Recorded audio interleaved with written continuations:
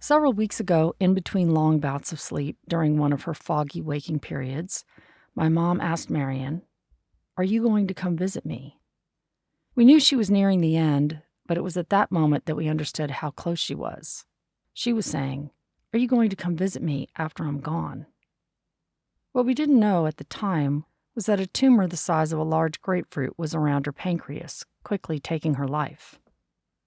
Looking back, I appreciated her warning because it prompted me to reflect, while she was still here, on who she was and all that she had done for me.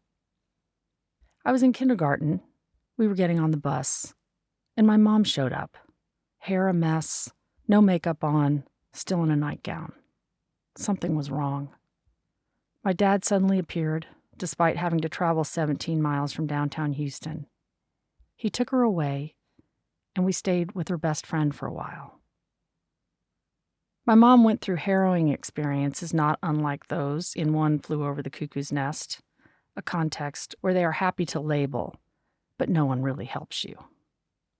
The 20th century was brutal on the feminine, but she stood by her femininity anyway. She kept her voice and her values despite the misguided labels the world put on her and despite their cost.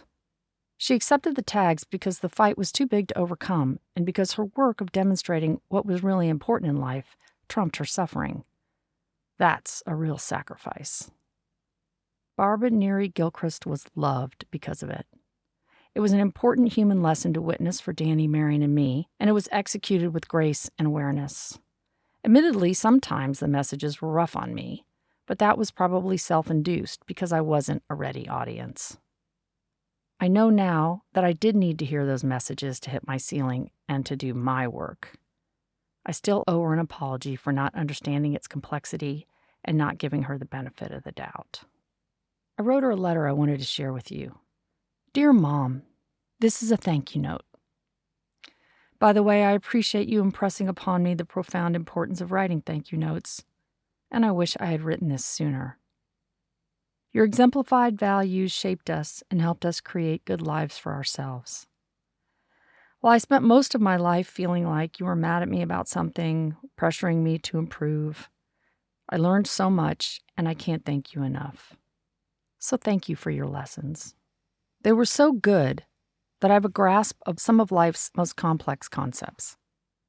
You always sought to understand life, your role in it, and its injustices, and that opened a gigantic window of opportunity for Danny, Marion, and me.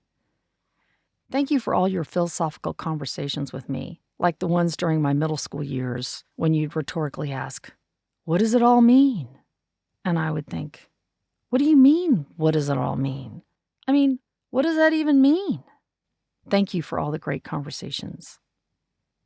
Thank you for loving us so much and making us your priority. Thank you for believing in us and for your confidence. It was foundational. Thank you for setting an example of a loving mother. Thank you for being hilarious and fun. They are the most essential life skills. Thank you for your out-of-the-box thinking and for noting when to be in the box. You were a true creative. Thanks for demonstrating a well-lived life despite your adversities. Thank you for weaving us into your and Dad's incredible birth families. Our relationships with our cousins, aunts, and uncles are among your greatest gifts. Thank you for demonstrating that love is something you do, not something you have. Thank you for supporting and encouraging everyone around you, your kids, their friends, your siblings, nieces, and nephews, the people in your community. You stayed connected, and you made the little moments meaningful.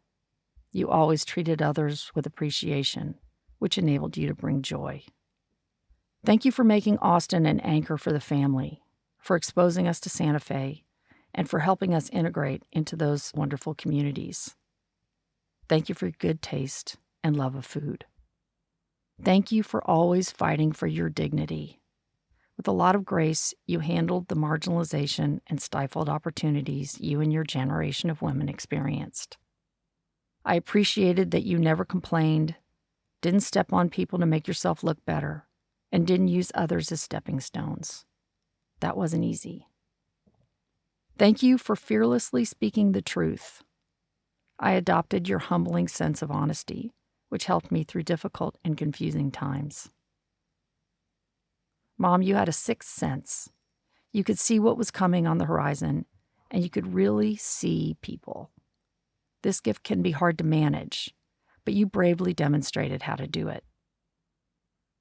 Finally, thank you for your unflinching loyalty to Dad and for supporting his lessons of adventure. Thank you for your deep faith and commitment to exercise and health during our critical middle school years. It was visionary. And thank you for letting me try to help you. It was all a great adventure. Love, Joan. When my mom was alive, she was here. She was such a force. Then when she died, she was gone. And the giant space she had occupied was so quiet and peaceful, as if she had accomplished her intentions, like she finally had our ears, and we were free to get on with our lives. I realized in the process of my reflection that she taught us with an admirable economy of language, because she was not a talker.